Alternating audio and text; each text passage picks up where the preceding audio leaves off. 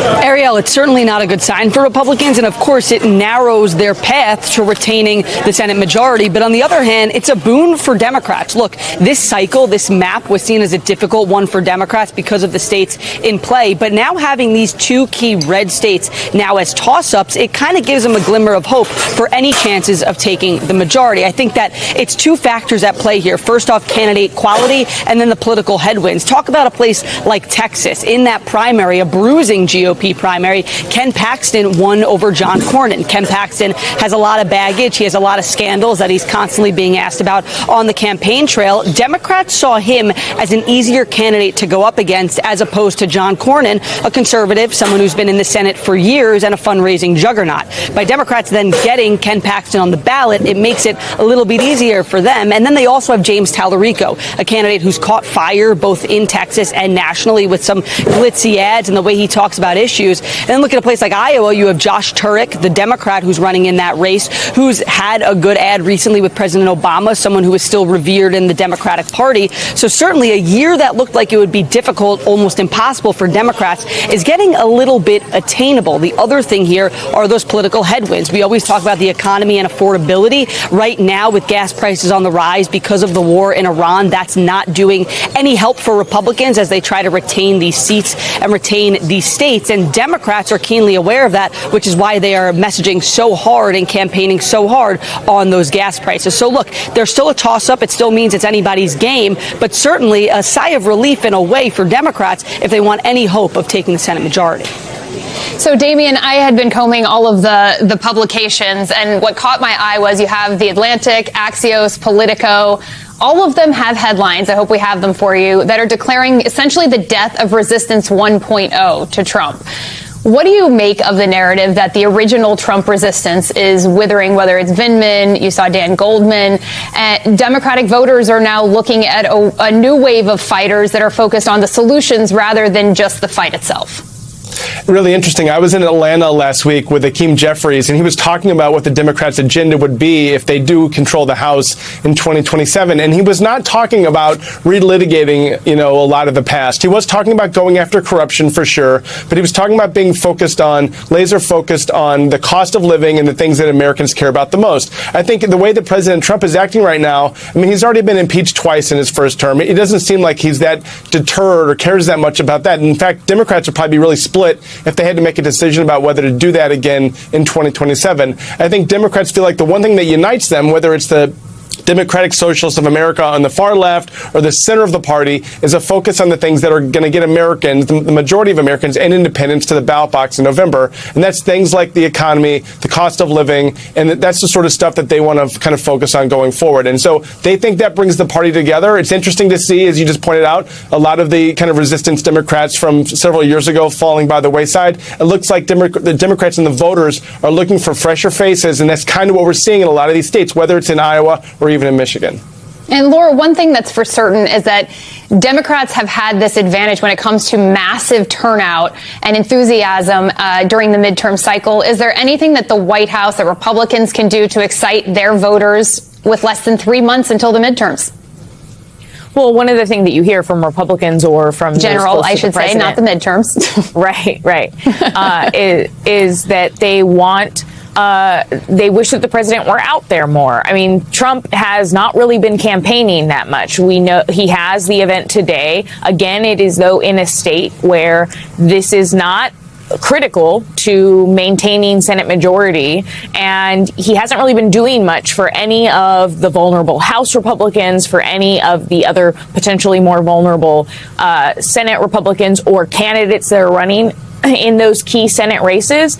And so, but Trump himself has said out loud that he's not on the ballot, and that he thinks Republicans themselves need to be doing more to win the races for themselves. And you hear that also from White House aides and from a former White House official I was just talking to recently, who said that Republicans have to take it upon themselves to win these races, that the president can't do it for them all the time. But of course, voters are responding to the president's agenda in terms of not liking liking it. I mean, across the board on issues where he has traditionally been doing well, whether it's immigration, whether it's the economy, and others, he is underwater. And he's not necessarily focused or doing anything to try to reverse that.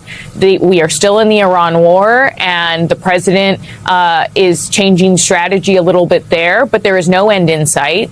And he is just this week, again, focusing on his project, showing a helipad, construction of a helipad on the south lawn of the White House, and again, talking about all of the things that he is doing when it comes to construction and leaving a legacy at the White House. And yet the president, Mychael, is going to head to South Carolina, where you are, to campaign with Darlene Graham. She looks pretty vulnerable after what we saw from her debate performance and subsequent attempts to clean up the aftershock from that. What are you going to be watching for in this race and from the president? Yeah. I think the biggest thing is, how does Darlene Graham continue to try and recover from that debate gaffe? Look, she has been a sitting senator for about a month now, and to say that she doesn't have experience in national security, doesn't know much about it, it is probably going to be a concern to voters. And I say that because I was here last week ahead of the initial election, and I heard from a number of voters who said they were voting for somebody other than Darlene Graham, despite the Trump endorsement, because they were concerned that she didn't have the right experience to be a senator, she didn't have the qualifications, and she hasn't shown a proven track record of being able to get things done in Congress. Now, Graham recently has said that she's not a politician. She has not shied away about that, but she supports the military and that she'll learn while on the job. But I'm curious to see if this continues to be a concern for voters, and does President Trump try to prop her up on that big vulnerability? The thing about that debate gaffe was that it wasn't a new idea. It wasn't a new concern. It just played into these concerns that voters have had and have been voicing. So that's the biggest question. The second one is the Trump factor here, right? President Trump is the one who asked Darlene Graham to run for the full term. He endorsed her.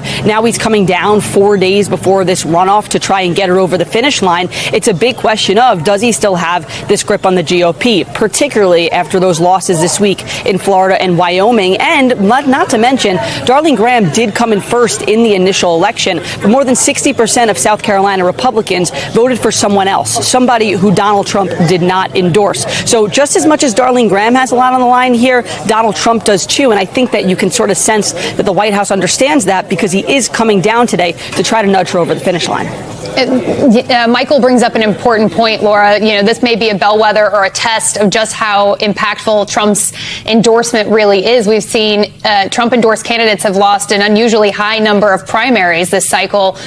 He's already promoting his big midterms convention for Republicans in October. Both Trump, as you mentioned, and the Iran war, many of his policies are deeply underwater with the American public. So is he at this point seen as a liability or an asset when he's campaigning with these Republican candidates? I think there are still a lot of Republican candidates who would prefer to have him out there, because they see that when he is on the ballot, or at least in theory on the ballot, that they could potentially do better, that he does sway Republican voters. But the issue is that the president is not out there campaigning nearly as much as he did during his first term. He went out a lot during the midterms during his first term. This time he hasn't, despite the fact that the White House said last fall that he was going to do a massive economic tour, that he was going to make this pivot to focus on the economy. That pivot hasn't materialized. And the president, you see, posting what he posts about the most are his construction projects, and are the fact that he thinks the elections are going to be rigged in November and that the 2020 election is rigged. That is what the president is focused on, and that's what he talks about the most, and that's what he posts about the most on True Social in his late night posting. So yes, there are Republicans that would like to see him involved more, would like to see more focus from the White